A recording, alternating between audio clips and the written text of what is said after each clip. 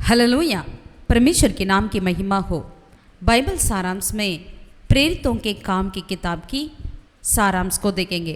प्रेरितों के काम यानी दी एक्ट्स ऑफ द अपोस्टल्स।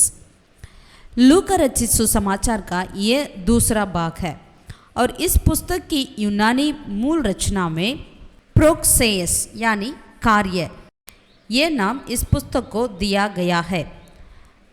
महानों की उन्नति का वर्णन के लिए प्रयोग किए जाने वाला शब्द है प्रोक्साई। आरंभिक कलीसिया के प्रमुख अगुवे पतरस और पौलुस के कार्य का वर्णन इस पुस्तक में किया गया है।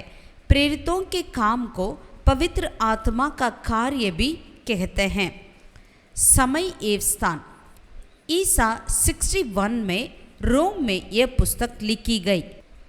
लेखक सुसमाचार के साथ लूका प्रेरितों के काम का भी लेखक होने की गवाही कलीसिया के धर्मगुरु जैसे अरेनियस, अलेक्जेंड्रिया के क्लेमेंट, तेर्तुल्लु, ओरिगन, यूसेबियस, जेरोम और मुराटोरियन कैनन गवाही देते हैं। लूका के नाम का केवल 3 बार ही उल्लेख हुआ है। पौलुस का संगी था लूका। वे लूका के नाम से पौलुस उसको बुलाता है। हम शब्द का प्रयोग लूका अपने दैनिक वृत्त की पुस्तक या स्मरणिका से करता होगा।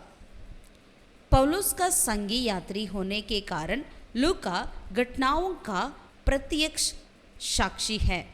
पृष्ठभूमि और संदर्भ लूका रचित सुसमाचार में यीशु मसीह के उन कार्यों का वर्णन किया गया है जो उसने इस संसार में रहकर किए और यीशु मसीह ने कलीसिया के द्वारा जो कार्य पूरे किए उनका वर्णन प्रेरितों के काम में किया गया है।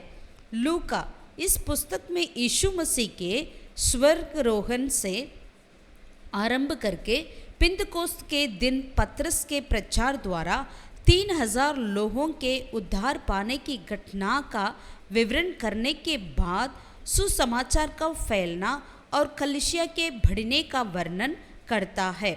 सुसमाचार के विरोध के विषय में होने वाली घटनाओं का भी विस्तार से वर्णन है।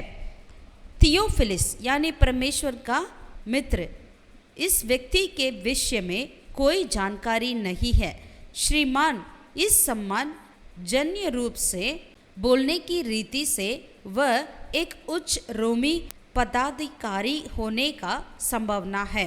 विशेषार सुसमाचार के अंत से लूका प्रेरितों के काम का आरंभ करता है। मसीह के द्वारा दी गई महान आज्ञा की पूर्ति यहाँ होते हुई दिखाई देती है।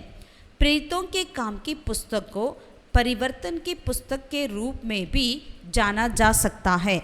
सुसमाचारों से पत्रियों की ओर, यहूदी धर्म से मसीही धर्म की ओर, व्यवस्था से यहूदी तथा अन्य जाति की व्यवस्था की ओर इस परिवर्तन को देख सकते हैं। उपदेश के रूप में कोई गहन पाठ इस पुस्तक में नहीं है। जिस मसीहा की इज़राइल को प्रतीक्षा दी उसके रूप में यीशु को संपूर्ण पुस्तक में चित्रित किया गया है। पुराने नियम के बहुत कथन भी इस पुस्तक में हैं। योएल, भजन संहिता यानी यशाया नबी, इन सारे किताबों की कथन भी है। प्रमुख पद पहला अध्याय 8वीं आयत। यीशु मसीह जीवित प्रभु। विषय विभाजन परिचय पहला अध्याय 1 से लेकर 8वीं आयत तक। पहला विभाजन यरूशलेम में गवाह होना यानी कलीसिया के लिए प्रतीक्षा, कलीसिया का आरंभ, कलीसिया की बढ़ोतरी।